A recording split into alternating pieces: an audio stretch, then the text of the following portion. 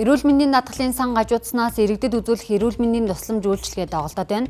Иргэд эрүүл мэндийн даатгалд насаараа төлсөн ч эрүүл мэндийн тусламж үйлчилгээ авч чадахгүй нөхцөл байдал үүсжээ. За тухайлбал 1-р эмнэлгээр үйлчлүүлсэн иргэд шинжилгээ өгөхдөө хүртэл төлбөр төлж үйлчилгээ авсан гэж бухимдлаа. Судны бүдүүрлээ үзүүлэхэд намайг хагалгаанд ор гэдгсэн. Тэгээд би одоо тэтгэврт гарсан юм чинь яагаад ингэж үн төлбөргөө орох хэрэгтэй үздэгтэл намайг 3 сая 500 мянган төгрөгөөр орноо та даатгалд ямар ч мөнгө төгрөг байхгүй гэсэн. Тэгээд хизээ эн чинь ингэж бүрэлдэх юм бэ гэхэд мэдэхгүй гэдэгчл тэр төр засгаас асуул гэсэн хариу өгд юм бэл эмчнэр нь бол даатгалгүйч байгаа мó мөнгөгүй ч байгаа мó сайн мэдэхгүй л байна л та. Ямар шинжилгээ өгөх гэсэн бэ та? Цусны дэлгэрэнгүй. Би одоо сая үеийн хагалгаанд ороод 15 хоног байна. Тэгэхэд бол даатгалын сангаас ямар ч хөнгөлт аваагүй. Тэг өөрөө мөнгөөрөө хагалгаанд орсон.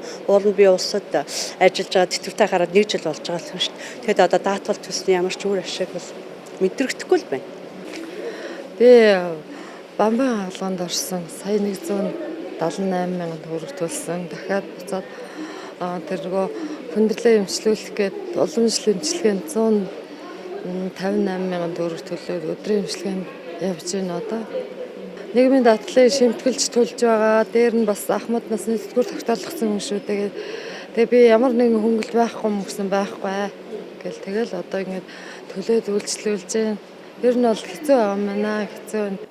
За 1-р эмнэлэгт шинжилгээ өгөх мис засалд ороход төлбөртөө эрүүл мэндийн даатгалын сан үйлчлэхгүй байгаа талаар иргэд ярьж байгаа юм. Үүнтэй холбоотойгоор бид 1-р эмнэлгээс энэ талаар тодруулахад энэ бол зөвхөн 1-р эмнэлэгт үүссэн асуудал биш, бүх эмнэлэгт ийм нөхцөл байдалтай байгаа гэх тайлбарыг өгч байна. Тухайлбал 1-р эмнэлгийн хувьд одоо 2025 онд хэрэглэх ийм эмнэлгийн хэрэгсэл дууссан. Зөвхөн яаралтай тусламжид хэрэглэх байдлаар л зохицуулалт хийж байгаа гэх ийм тайлбарыг өгч байна. Харин эрүүл мэндийн даатгалын ерөнхий газрын тухайд эрүүл мэндийн даатгалын сангийн зарлага нь орлогоосоо давсан тул дээрх нөхцөл байдал үүссэн гэх тайлбарыг өгч байна. 2024 онд 1.9 тэрбум их найдын орлого бол бүрдсэн байна.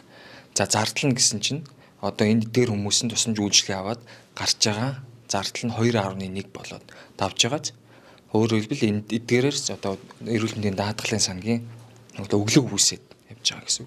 Тэгэхээр 2025 онд бид нар бол яг батлагдсан төсөв нь 2.2 их найт төгрөг.